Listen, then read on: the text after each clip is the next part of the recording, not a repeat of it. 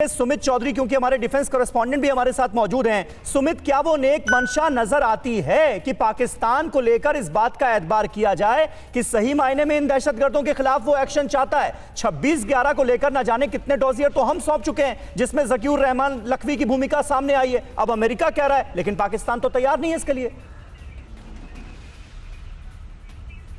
देखिए 26/11 तो एक कड़ी है, इसके अलावा कई और डोजियर हैं जो हमने सौंपे हैं, चाहे वो 26/11 हो, चाहे वो पठानकोट हो, चाहे उरी अटैक हो, या इसके अलावा कई और अटैक के डोजियर जिसमें स्पेसिफिक तौर पर पाकिस्तान के लोगों के, पाकिस्तान के टेररिस्ट के, यहां तक कि पाकिस्तान आर्मी के इन्वॉल्वमेंट की बात या जिक्र, उसके प्रमाण दिए गए हैं। अब समीर, दूसरी इंपॉर्टेंट बात यह कि जो भी कसवर की बात मैं बिल्कुल सहमत हूं कि जो भी पाकिस्तान कर रहा है वो एफएटीएफ के प्रेशर में कर रहा है, लेकिन वो प्रेशर सिर्फ और सिर्फ एक आई वॉश है। जितना पाकिस्तान चाहता है, जितना आईएसआई या जितना आर्मी की तरफ से या फिर वहां की गवर्नमेंट चाहती है, उतना ही किया जा रहा है। अभी भी लगातार उन्होंने वो पूरे एक्शन नहीं लिए हैं। यही वजह है कि लगातार जो एफएटीएफ की जो मीटिंग है, जिसकी जो नेक्स्ट डेट मिलती रहती है, वो इसलिए नहीं मिलती है कि वो सेटिस्फाई है पाकिस्तान के काम से, वो इसलिए मिल रही है क्योंकि कई पॉइंट्स हैं जिनके ऊपर पाकिस्तान अभी भी स्टैब्लिश अपने आप को नहीं कर पाया, खरा नहीं उतर पाया है। यही वजह है कि लगातार उनको नई तारीखें दी जा रही है कि आप इन चीजों को, इन पैरामीटर्स को पूरा कीजिए। और इंपॉर्टेंट बात यह कि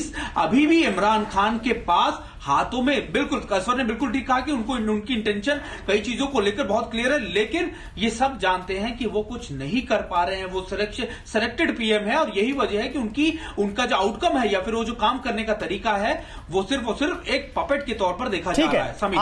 आरजू, मैं आपसे बहुत पॉइंट करके ये सवाल पूछना चाहता हूं कि क्या ये माना जाए कि ये जो नॉन स्टेट एक्टर्स हैं, जिनके ये चेहरे हाफिज सईद हो, लखवी हो, मसूद अजहर हो, दाऊद इब्राहिम हो, ये नॉन स्टेट एक्टर्स क्या पाकिस्तान के लिए ज़रूरी हो गए? क्योंकि भारत में हालात ख़राब करने हैं, भारत में दहशतगर्दी जो है वो करवानी है, सीधे सीधे पाकिस्तान जो है वो नहीं ऐसा कर सकता। नॉन स्टेट एक्टर्स का साथ ऐसे में लेना बहुत ज़रूरी होता है। अगर आप करेंगे डायरेक्टली तो एफएटीएफ जो है वो ब्लैकलिस्ट कर देगा। अगर दहशतगर्द करेंगे, आतंकी संगठन करेंगे, तो ये होगा कि भाई ये तो आतंकी संगठन है, इसने कर दिया। क्या ये ज़रूरी हो गए हैं नॉन स्टेट एक्टर्स पाकिस्तान के लिए? इस वजह से कोई कड़ा कदम नहीं उठाया जा रहा है? नहीं, ऐसी बात नहीं है। बिल्कुल कड़ा कदम उठाया जा रहा है, इसीलिए इन लोगों को अरेस्ट किया गया है और बंद किया गया। लेकिन चाहे एफएटीएफ को आप ले लें, लेकिन कोई ना कोई रीज़न बना लें, लेकिन फिर भी इसके ऊपर काम हो रहा है जो कि पहले नहीं हुआ। यहाँ पर ये एक, मैंने पहले भी आपसे कहा है, एक मुल्ला माफिया है और ये बहुत ज़्यादा स्ट्रॉन्ग है। इनको हैंडल करना, इनको कंट्रोल करना जो है बहुत मुश्किल काम है। लेकिन फिर भी गवर्नमेंट कोशिश कर रही है, क्योंकि चाहे आप एफएटीएफ का नाम लें या जो भी, लेकिन यहाँ से इनको हटाने की, पाकिस्तान के ऊपर से ये नाम हटाने की कोशिश की जा रही है। जहाँ तक पहले एक चीज़ का मैं कहूँगी, जो अमेरिका की आप बात कर रहे थे कि पाकिस्तान जो है वो उस तरीके से जवाब दे रहा है अब बिल्कुल कि हम उसके अंडर काम नहीं करेंगे, तो उसकी एक बहुत बड़ी रीज़न चाइना भी है।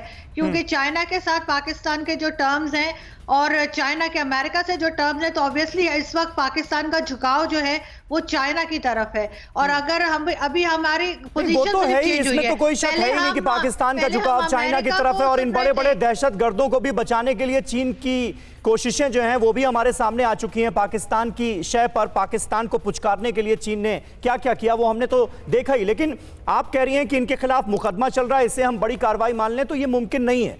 ये जितने बड़े बड़े दहशतगर्द हैं, इनको अब तक फांसी के तख्ते पर लटक जाना चाहिए था पाकिस्तान में, लेकिन ऐसा नहीं हो पाया। ये है नाकामी। अड़ी सोमवार से शुक्रवार शाम 6 बजे सिर्फ TV9 भारतवर्ष पर।